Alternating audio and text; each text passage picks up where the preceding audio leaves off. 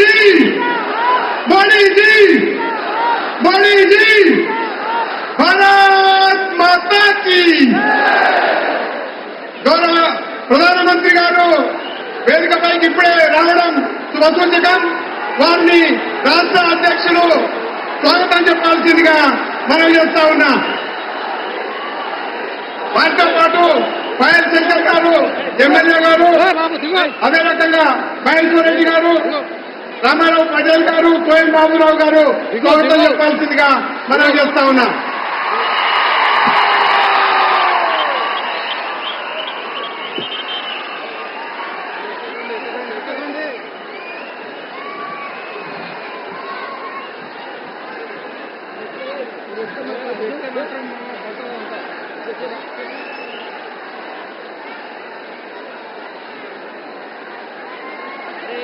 दूर भाई फोन తీసుకుంటే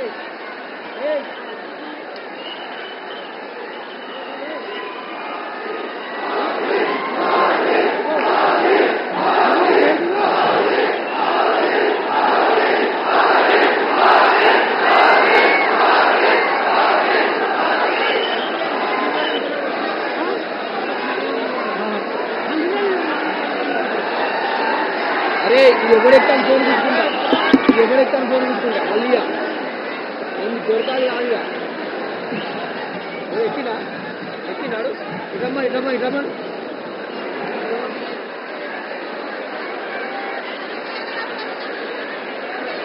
దయచేసి ఎవరి స్థానాల్లో వాళ్ళు కూర్చోవాలి.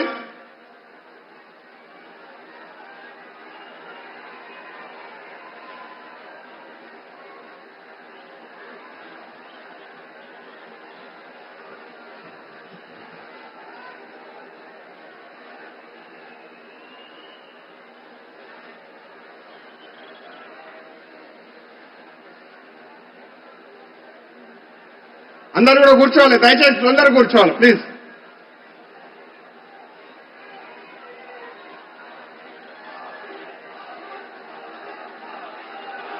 కోయం బాబురావు గారిని 2 నిమిషాలు మాట్లాడాల్సింది.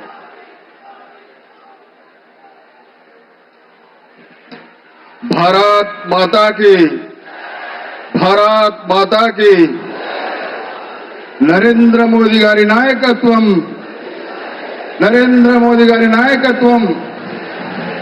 ఈరోజు ఆదిలాబాద్ జిల్లాలో గత 40 సంవత్సరాల నుంచి ప్రధానమంత్రి అధికార హోదాలో ఏ ప్రధానమంత్రి కూడా రాలే. కానీ మన అభిమాన నాయకుడు, అందరి అభిమాన నాయకుడు ప్రధానమంత్రి నరేంద్ర మోదీ గారు మరి ఆదివాసీ జిల్లా, వెనుకబడిన జిల్లా ఆదిలాబాద్ జిల్లా కూడా ఇవాళ వారి పాదం మోపడం అంటే ఈ ప్రాంతం అంతా కూడా సస్యశ్యామలమైనట్టుగానే నేను భావిస్తున్నాను. కాబట్టి వారి పెద్దలకు ప్రత్యేకంగా ఆదిలాబాద్ తరపున గౌరవ ప్రధానమంత్రి నరేంద్ర మోదీ గారికి ఆదిలాబాద్ జిల్లా నుంచి భారతీయ జనతా పార్టీ కార్యకర్తల నుంచి ప్రత్యేకంగా ధన్యవాదాలు. అదే రకంగా రాష్ట్ర అధ్యక్షుడు మరి కిషన్ రెడ్డి గారికి, వారి అదే రకంగా బండి సంజయ్ కుమార్ గారికి, అదే రకంగా పాయల్ శంకర్ గారికి, అదే రకంగా మహేశ్వర్ రెడ్డి గారికి, వేదిక రామారావు పటేల్ గారికి, హరీష్ బాబు గారికి, ముగ్గురు జిల్లా అధ్యక్షులకు అందరికి కూడా నా హృదయపూర్వక నమస్కారాలు. साहब जी, हमारा आदिलाबाद जिला में जो 75 साल से हमारे लोग मांग है कि यहाँ से आरमूर तक लाइन होना बोल के लोग पूरा पूछ रहे. उसके लिए आपको हमारे आदिलाबाद के पब्लिक से तरफ से आपको हम विनती कर रहे, जरूरी ये पिछड़े जिला को ट्रेन से होकर करेंगे बोल के मैं आपको गुजारिश कर रहा हूँ. वैसे यहाँ पर तेलंगाना राष्ट्र में हर पार्लियामेंट में यूनिवर्सिटीज है, लेकिन यहाँ पार्लियामेंट में एक भी यूनिवर्सिटी नहीं, इसलिए यहाँ पर एक यूनिवर्सिटी देना बोल के सभी उसलिए आपको विनती कर रहा हूँ. वैसे अपना यहाँ पर एयरपोर्ट नहीं, एयरपोर्ट के लिए भी कोशिश करेंगे बोल के आपको मैं आभारी के मेरा ना उपन्यासाన్ని నేను ముగిస్తున్నాను. స్థానిక శాసనసభ్యులు పాయల్ శంకర్ గారిని 2 నిమిషాలు మాట్లాడాల్సింది.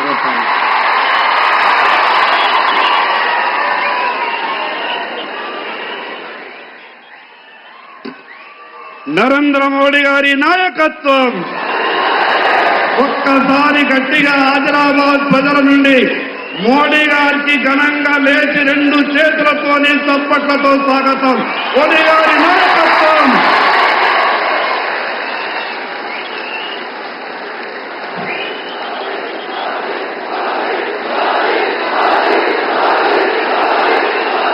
ప్రజలు ఆదిలాబాద్ కు విచ్చేసినటువంటి భారత ప్రధానమంత్రి నరేంద్ర మోడీ గారికి ఆదిలాబాద్ జిల్లా ప్రజల తరపున, ఆదిలాబాద్ ప్రజల తరపున స్వాగతం, సుస్వాగతం.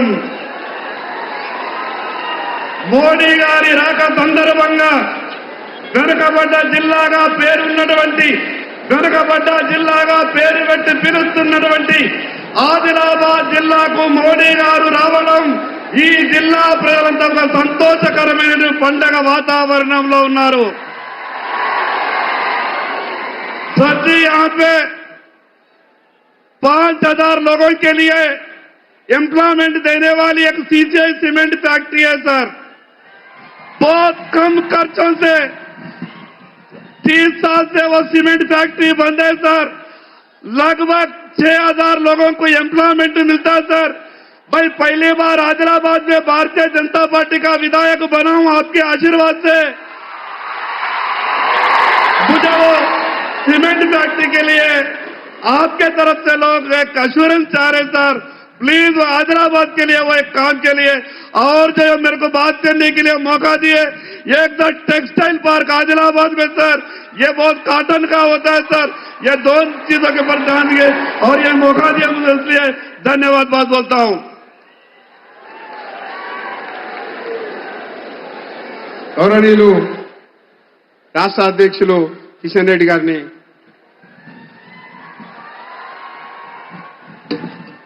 భారత్ మాతా కీ. ఆదిలాబాద్ అంటే ఆదివాసీల అడ్డ, కొమరం భీం సంబంధించినటువంటి గడ్డ ఇది. కాబట్టి మనమందరం కూడా మరి వీరులకు సంబంధించినటువంటి గడ్డలో పుట్టినాం. కాబట్టి మనమందరం కూడా 2 చేతులు పిడికిలు బిగించి నినాదం ఇవ్వాలి. భారత్ మాతా కీ, భారత్ మాతా కీ, జై శ్రీరామ్, శ్రీవార్ రామచంద్ర మహారాజ్ కి. నరేంద్ర మోడీ గారి నాయకత్వం, నరేంద్ర మోడీ గారి నాయకత్వం, భారతీయ జనతా పార్టీ. మన భారతదేశానికే కాదు యావత్ ప్రపంచానికి నాయకుడిగా ఈరోజు ప్రపంచ చిత్రపటంలో భారతదేశ గౌరవాన్ని మరి ఇనుమడింప చేస్తూ దేశంలో గత 10 సంవత్సరాలుగా దేశం యొక్క ముఖ చిత్రాన్ని ఒక నీతివంతమైనటువంటి ప్రభుత్వము, ఒక సమర్థవంతమైనటువంటి ప్రభుత్వము, ఒక సుస్థిరమైనటువంటి ప్రభుత్వము, అభివృద్ధి లక్ష్యంగా పనిచేస్తున్నటువంటి ప్రభుత్వాన్ని, పేద ప్రజల కోసం, బడుగు బలైన వర్గాల కోసం మరి పనిచేస్తున్నటువంటి ప్రభుత్వంగా పేరు తెచ్చుకొని ఈరోజు 3వసారి రానున్నటువంటి పార్లమెంట్ ఎన్నికల్లో మరి ఈరోజు నరేంద్ర మోడీ గారు దేశ ప్రజల ఆశీస్సులు తీసుకోవడం కోసం రావడం జరిగింది. ముఖ్యంగా ఆదిలాబాద్ పార్లమెంట్ నియోజకవర్గానికి సంబంధించినటువంటి ప్రజలకు కూడా హృదయపూర్వకంగా ధన్యవాదాలు తెలియజేస్తా ఉన్నాను. గతంలో కూడా ఇక్కడ నుంచి పార్లమెంట్ సభ్యుడిని గెలిపించడం జరిగింది. ఈసారి నరేంద్ర మోడీ గారు మరి 3వసారి దేశ ప్రధానమంత్రిగా ఈ యొక్క అన్ని వర్గాల ప్రజల ఆశీస్సులు అందజేసి ఆయనను మనం ఆశీర్వదించాల్సిన అవసరం ఉంది. అందుకే నరేంద్ర మోడీ గారు ఈరోజు విజయ సంకల్ప యాత్ర పేరుతో మన తెలంగాణలో జరుగుతున్నటువంటి కార్యక్రమంలో భాగంగా ఈరోజు హైదరాబాద్ ప్రజల ఆశీస్సుల కోసం నరేంద్ర మోడీ గారు వచ్చారు. కాబట్టి మనందరం కూడా వారికి హృదయపూర్వకంగా స్వాగతం పలికి రానున్నటువంటి ఎన్నికల్లో భారతీయ జనతా పార్టీని మరి ఈ యొక్క తెలంగాణ రాష్ట్రం నుంచి 17కు 17 సీట్లు గెలిపించాల్సిందిగా నేను ఈ సందర్భంగా కోరుకుంటూ హైదరాబాద్ లో మరి ఉన్నటువంటి ఎంఐఎం సీటును కూడా ఓడించి ఈరోజు భారతీయ జనతా పార్టీ జెండా ఎంఐఎం సీట్లో కూడా గెలిపించాల్సినటువంటి అవసరం ఉందని మనం చేస్తున్నాను. ఈ రాష్ట్రంలో బీఆర్ఎస్ పార్టీ భవిష్యత్తు లేదు, కేసీఆర్ భవిష్యత్తు లేదు. కేసీఆర్ పార్టీ నిన్నటి పార్టీ, కేసీఆర్ పార్టీకి రేపనేది లేదు. ఎందుకంటే 10 సంవత్సరాలుగా కేసీఆర్ కుటుంబ పాలన తెలంగాణ ప్రజల మీద వృద్ధి చేసినటువంటి నిర్వాకము అవినీతి అహంకార పూరితమైనటువంటి నియంతృత్వ ప్రభుత్వం మనం చూశాము. అందుకే ప్రజలు కేసీఆర్ పార్టీని తిరస్కరించారు. ఇక ఉన్నటువంటి కాంగ్రెస్ పార్టీ ఏదైతే అనేక రకాల హామీలు ఇచ్చి అధికారంలోకి వచ్చిందో కాంగ్రెస్ పార్టీ ఈ హామీలు అమలు చేసే పరిస్థితి లేదు. ఏ రకంగా ఈ రాష్ట్రంలో రైతులకు మేలు చేస్తారో, నిధులు ఏ రకంగా సమకూర్చుకుంటారో, మీరు 6 గ్యారెంటీలు ఏ రకంగా అమలు చేస్తారో కాంగ్రెస్ పార్టీ దగ్గర రోడ్ మ్యాప్ లేదు, ఒక కల్పన లేదు. కాంగ్రెస్ పార్టీ ఓటు బ్యాంక్ రాజకీయాలు తప్ప వచ్చే పార్లమెంట్ ఎన్నికలు దృష్టి పెట్టుకొని ప్రజలను మభ్యపెట్టేటువంటి ప్రయత్నం చేస్తుంది తప్ప కాంగ్రెస్ పార్టీ దగ్గర ఏ రకమైనటువంటి ఎజెండా లేదు. ఎన్నికలకు ముందు గ్యారెంటీలు ఇచ్చారు. రైతులకు రైతు బంధు పెంచుతాము, రైతులకు సంబంధించి అన్ని రకాలుగా ఆదుకుంటామని చెప్పారు. నిరుద్యోగ భృతి ఇస్తామని చెప్పారు. మహిళలకు 2500 రూపాయలు నెలకి ఇస్తామని చెప్పారు. కానీ మనం చేస్తున్నాను ఏది కూడా కాంగ్రెస్ పార్టీ చేయదు. ఈ తెలంగాణ బాగుపడాలంటే, తెలంగాణ మరింతగా ఒక భవ్యమైనటువంటి తెలంగాణగా నిర్మాణం జరగాలంటే వచ్చేటువంటి పార్లమెంట్ ఎన్నికల్లో నరేంద్ర మోడీ గారి నేతృత్వంలో అద్భుతమైనటువంటి మెజార్టీ తెలంగాణలో రావాలి. ఈ యొక్క ఆదిలాబాద్ పార్లమెంట్ లో కూడా అద్భుతమైనటువంటి మెజార్టీతో మన భారతీయ జనతా పార్టీ అభ్యర్థి గెలవాలి. అందుకే మీ అందరినీ కోరుతూ ఈ యొక్క కార్యక్రమంలో పాల్గొంటున్నటువంటి మీ అందరికీ ధన్యవాదాలు తెలియజేస్తూ సెలవు తీసుకుంటున్నాను. ఇప్పుడు మన ప్రియతమ ప్రధానమంత్రి నరేంద్ర మోడీ గారు మన ఉద్దేశించి ప్రసంగిస్తారు.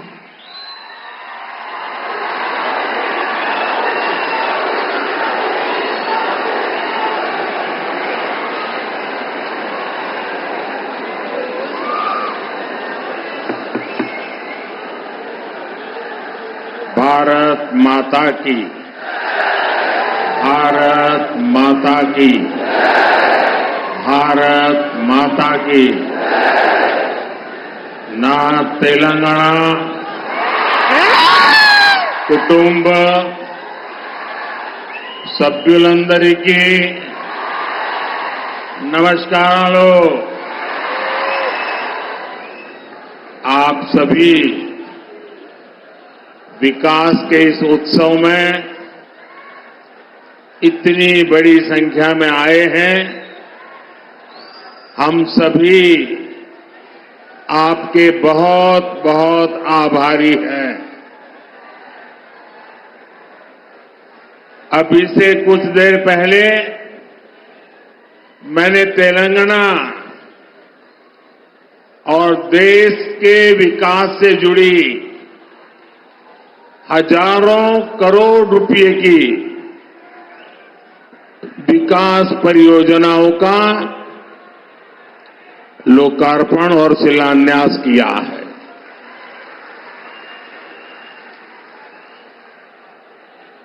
कुछ लोग आदत से मजबूर होते हैं, मेहनत करने की कुछ आदत भी कम होती है और इसलिए बड़ी सरल भाषा में कह देते हैं कि ये तो चुनावी सभा है. मेरे भाइयों बहनों और मेरे कुछ साथी जो भांति भांति का एनालिसिस करते हैं, जरा समझो ये चुनावी सभा नहीं है. चुनाव की तो अभी घोषणा भी नहीं हुई है. आज देश में विकास का जो उत्सव चल रहा है उसमें मैं अपने तेलंगाना के भाइयों और बहनों के बीच ये विकास का उत्सव मनाने आया हूं. मेरी बात से आप सहमत हैं ना? सहमत हैं ना? इतनी बड़ी संख्या में माताएं बहनें आई हैं, आप सहमत हैं ना? मैं हिंदी बोलूंगा तो चलेगा ना? क्योंकि मैं तेलुगु में भाषण नहीं कर सकता हूं. लेकिन ये आपका प्यार है कि आप मेरी बात सुनना भी चाहते हैं, समझने का प्रयास भी करते हैं और फिर भी इतना प्यार देते हैं, इतना आशीर्वाद देते हैं। मैं आपका बहुत आभारी हूं। साथियों, बीजेपी की केंद्र सरकार किस स्पीड से और कितने बड़े स्केल से विकास उत्सव मना रही है, ये बताने के लिए मैं आपको और देश को, और ये जो बार बार चुनाव लिखते हैं ना, उनको खास मैं 15 दिन का हिसाब देता हूं। दे दूं आपको? मेरा 15 दिन का हिसाब दे दूं? देखिए 15 दिन में क्या क्या हुआ। 15 दिन में 2 IIT, 1 IIIT DM, 3 IIM और 1 Indian institute of skills IIS, इसके कैंपस का लोकार्पण हुआ। 15 दिन में देश के अलग अलग राज्यों में 5 एम्स का लोकार्पण हुआ। 15 दिन में किसानों के लिए दुनिया की सबसे बड़ी स्टोरेज स्कीम शुरू हुई। 15 दिन में 18,000 कोऑपरेटिव्स के कंप्यूटराइजेशन के काम पर पूरा होने का लोकार्पण हुआ। 15 दिन में सिंदरी में देश के बड़े खाद कारखाने का लोकार्पण हुआ। 15 दिन में भारत के सबसे लंबे केबल आधारित ब्रिज का लोकार्पण हुआ है। 15 दिन में रेलवे से जुड़ी 2000 से अधिक परियोजनाओं का शिलान्यास और लोकार्पण हुआ। 15 दिन में ही ऑयल और गैस सेक्टर से जुड़े 1.5 लाख करोड़ रुपए से ज्यादा के प्रोजेक्ट देश को मिले हैं। 15 दिन में ही केजी बेसिन में फर्स्ट ऑयल का लोकार्पण हुआ है। वहां से निकले कच्चे तेल के पहले टैंकर को हरी झंडी दिखाई है। 15 दिन में ग्लोबल टेक्सटाइल इवेंट का उद्घाटन हुआ है। 15 दिन के ये काम आत्मनिर्भर भारत से विकसित भारत के निर्माण को और सशक्त कर रहे हैं। अब बताइए, ये विकास का उत्सव है कि नहीं है? ये लोगों के कल्याण का उत्सव है कि नहीं है? ये लोगों की भलाई का उत्सव है कि नहीं है? अरे चुनाव तो जब आएगा तब देखा जाएगा। मुझे तो देश को आगे बढ़ाना है। मैं सही बोल रहा हूं ना?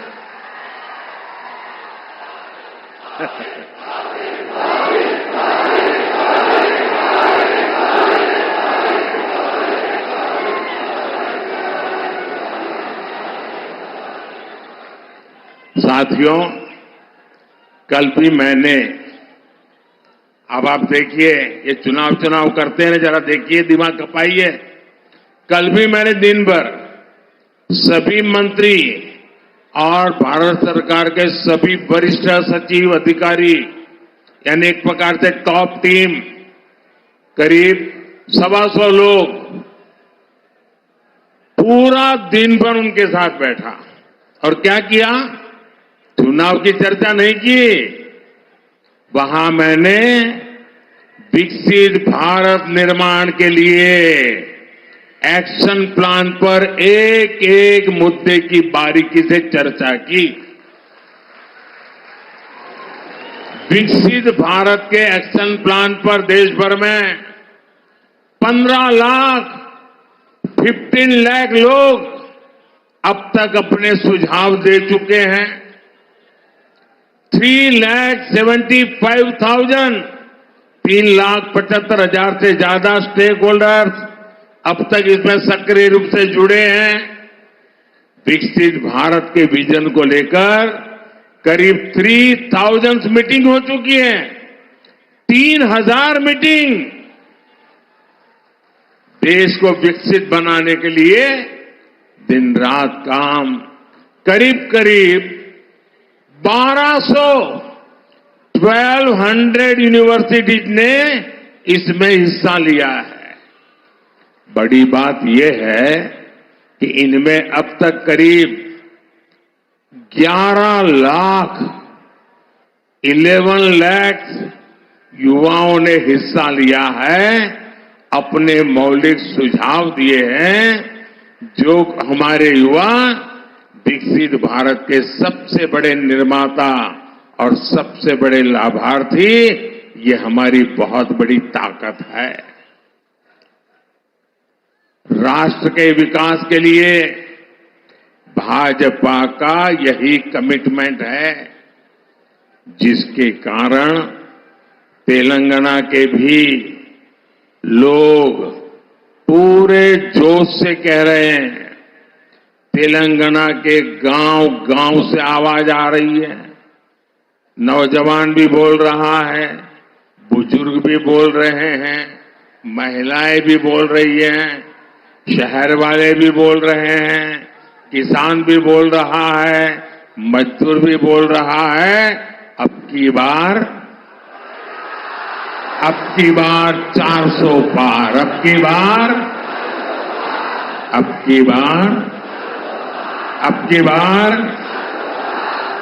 4 వందలు తట్టాలి, బీజేపీకి ఓటు వేయాలి। साथियों, ये धरती रामजी गोंड और कोमाराम भीम जैसी महान विभूतियों की धरती है। आजादी के इतने दशकों तक तेलंगाना की इस धरती ने, उन्होंने जो योगदान दिया, उस योगदान को कभी सम्मान नहीं दिया गया। 2014 के बाद बीजेपी की केंद्र में सरकार ने तेलंगाना के विकास को, आदिवासी समाज के सम्मान को इतना महत्व दिया। आप मुझे बताइए, क्या बीजेपी सरकार आने से पहले कोई कल्पना कर सकता था कि एक आदिवासी महिला देश की राष्ट्रपति बनेगी? कोई कल्पना कर सकता था? पहले कभी लगता था कि ऐसा हो सकता है? क्या कोई कल्पना कर सकता था कि भगवान बिरसा मुंडा के जन्मदिन को राष्ट्रीय पर्व के रूप में मनाया जाएगा? आदिवासियों के विकास के लिए देश में अलग मंत्रालय बनाने का काम बीजेपी सरकार ने ही किया था। आजादी की लड़ाई में जनजातीय समाज के योगदान को समर्पित म्यूजियम बनाए जा रहे हैं। ये काम भी केंद्र की बीजेपी सरकार ने शुरू किया है। हैदराबाद में जो म्यूजियम बन रहा है, हमने उसका नाम रामजी गोंड के नाम पर रखा है। साथियों, आदिवासी समाज को सम्मान मिले, ये परिवारवादी पार्टियों को बर्दाश्त नहीं हो सकता। हमने जनजातीय समाज के लिए जब भी फैसले किए, इन्होंने उन फैसलों का विरोध करने का कोई मौका नहीं छोड़ा है। साथियों, बीजेपी आदिवासी कल्याण को, आदिवासी गौरव को सर्वोच्च प्राथमिकता देते हुए काम कर रही है। आदिवासी समाज में भी जो लोग अति पिछड़े हैं, जो अब तक विकास से वंचित हैं, उनके लिए बीजेपी सरकार ने पीएम जनमन योजना शुरू की। इस योजना पर 24,000 करोड़ रुपए से ज्यादा खर्च किए जाएंगे। इसका लाभ हमारे तेलंगाना के भी चेंचू, कोलम, कोंडारेड्डी, थोटी, ऐसी छोटी छोटी जो आदिवासी समाज की जातियां हैं, दूर दूर है, ये इनके लिए लाभ मिलने वाला काम है। तेलंगाना को Sammakka Sarakka central tribal university स्थापित की जा रही है। साथियों, आज पूरे देश में मोदी की गारंटी, इसकी बहुत चर्चा है। यहां तेलंगाना के लोगों का सपना था कि टर्मरिक बोर्ड बने, था कि नहीं था? तेलंगाना के किसानों के लिए टर्मरिक बोर्ड अब एक सच्चाई बन चुका है कि नहीं चुका है? बन गया ना? मैंने कहा था कपास के किसानों की हर तरह से मदद करेंगे। बीजेपी सरकार ने कपास की एमएसपी में रिकॉर्ड वृद्धि की है। आज देश में 7 मेगा टेक्सटाइल पार्क बन रहे हैं। उनमें से एक मेगा पार्क तेलंगाना में बन रहा है। इसलिए लोग कहते हैं कि मोदी की गारंटी यानी गारंटी पूरी होने की गारंटी। మోదీ గ్యారంటీ అంటే గ్యారంటీగా పూర్తి అయ్యే గ్యారంటీ। साथियों, तेलंगाना के लोग ये जान चुके हैं कि परिवारवादी पार्टियों के चेहरे अलग हो सकते हैं, लेकिन चरित्र एक ही होता है। और ये चरित्र क्या है? 2 पक्की चीजें हैं उनके चरित्र में, एक झूठ, दूसरा लूट।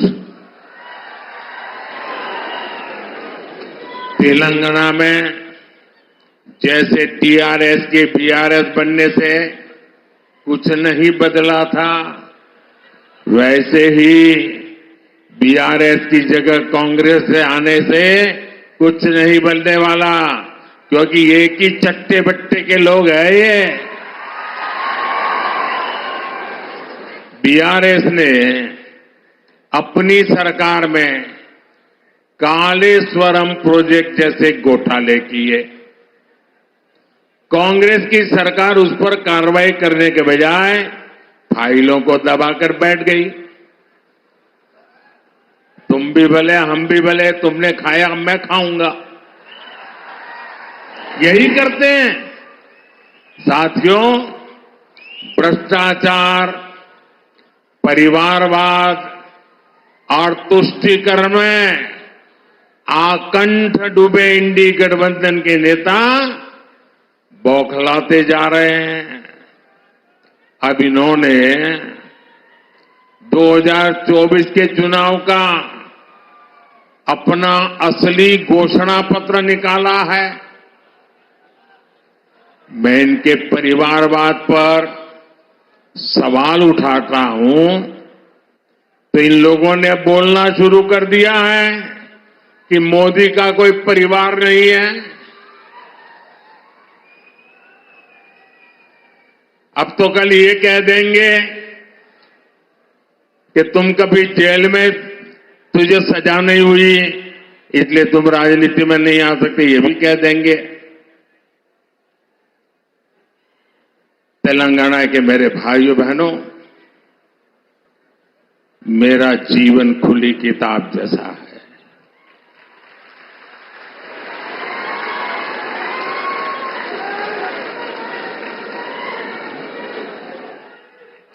मुझे देशवासी भली भांति जानते हैं, समझते हैं। मेरी पल पल की खबर देश रखता है और कभी मैं रात देर तक जब काम करता हूं और खबर बाहर निकल जाती है तो देश से लाखों लोग मुझे लिखते हैं, बताते हैं कि इतना काम मत करिए, कुछ आराम करिए। ये प्यार भाइयों बहनों, एक सपना लेकर के बचपन में घर छोड़ा था और जब मैंने अपना घर छोड़ा एक सपना लेकर के चला था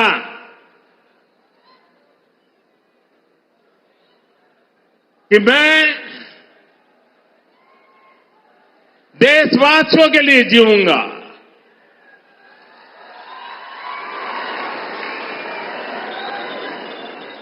मेरा पल पल सिर्फ और सिर्फ आपके लिए होंगे।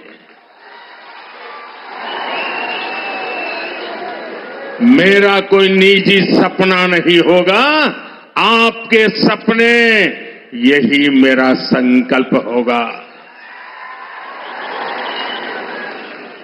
और जिंदगी खपा दूंगा तो आपके सपनों को पूरा करने के लिए, आपके बच्चों के भविष्य को उज्जवल बनाने के लिए। और इसलिए देश के कोटि कोटि लोग मुझे अपना मानते हैं, अपने परिवार के सदस्य की तरह मुझे प्यार करते हैं। और इसलिए मैं कहता हूं 140 करोड़ देशवासी, यही मेरा परिवार है। ये नौजवान, यही मेरा परिवार है। आज देश की करोड़ों बेटियां, माताएं, बहनें, यही मोदी का परिवार है। आज देश का हर गरीब, ये मेरे परिवार है। आज देश के कोटि कोटि बच्चे, बुजुर्ग, ये मोदी का परिवार है। जिसका कोई नहीं है वो भी मोदी के हैं और मोदी उनका है। मेरा भारत, मेरा परिवार, मेरा भारत, मेरा परिवार, यही भावनाओं का विस्तार लेकर के मैं सपनों को संकल्प के साथ सिद्ध करने के लिए आपके लिए जी रहा हूं, आपके लिए जूझ रहा हूं और आपके लिए जूझता रहूंगा।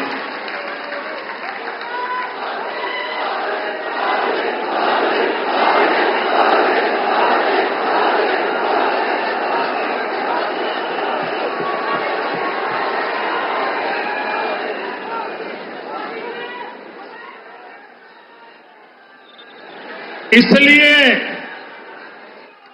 आज पूरा देश एक सुर में कह रहा है, मैं हूं मोदी का परिवार,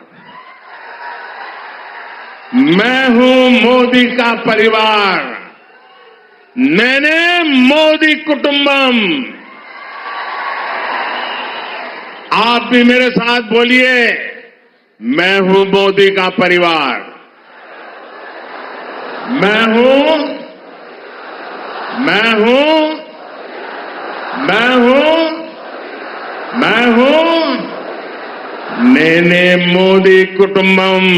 नेने, नेने, नेने। साथियों, आखिर में मैं तेलंगाना के लोगों को, देश के अन्य लोगों का एक संदेश भी देना चाहता हूं और गर्व से भरे हुए लोगों को मैं कहना चाहता हूं, राम मंदिर में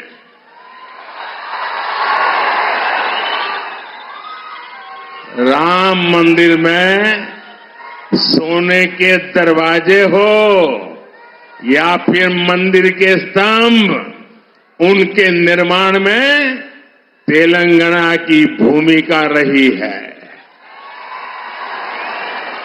और इसके लिए पूरा देश तेलंगाना के लोगों का आभार व्यक्त करता है। रामलला का आशीर्वाद पूरे तेलंगाना के लोगों पर है। हम विकसित भारत, विकसित तेलंगाना का लक्ष्य जरूर हासिल करेंगे। भाइयों बहनों, मैं आपसे यही आग्रह करता हूं कि 2047 25 साल हमारे पास है। इतनी मेहनत करनी है, इतनी मेहनत करनी है, देश को दुनिया के समृद्ध देशों की बराबरी में ला करके खड़ा रखना। हमारे मां बाप को तो मुसीबतों में जिंदगी गुजारनी पड़ी, लेकिन अपने बच्चों को मुसीबत में जीने के लिए मजबूर नहीं करेंगे। और इसलिए तेलंगाना, मुझे आपका आशीर्वाद चाहिए, मुझे आपका अपार प्रेम चाहिए। मैं आपका प्यार का भूखा हूं और एक सेवक के नाते आपको समर्पित हूं। मेरे साथ बोलिए, भारत माता की। दोनों मुट्ठी बंद करके पूरी ताकत से बोलिए, भारत माता की, भारत माता की, भारत माता की, भारत माता की। बहुत बहुत धन्यवाद।